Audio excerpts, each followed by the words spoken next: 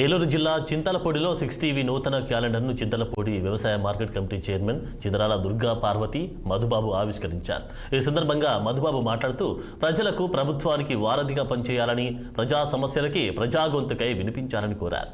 ఈ కార్యక్రమంలో జనసేన మండల అధ్యక్షులు చిదరాల మధుబాబు, ఆకుల మధు, జనసేన నాయకులు, కార్యకర్తలు పాల్గొన్నారు.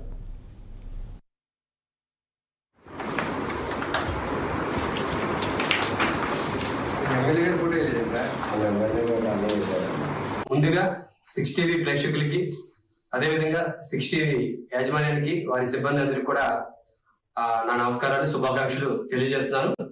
ఈరోజు 6 టీవీ నూతన క్యాలెండర్ని చింతలపూడిలో మనం ఆవిష్కరించడం జరిగింది.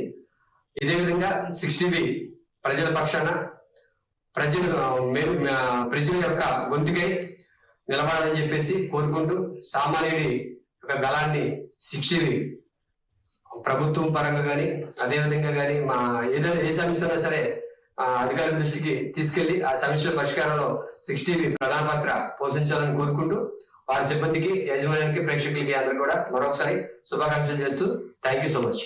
ముందుగా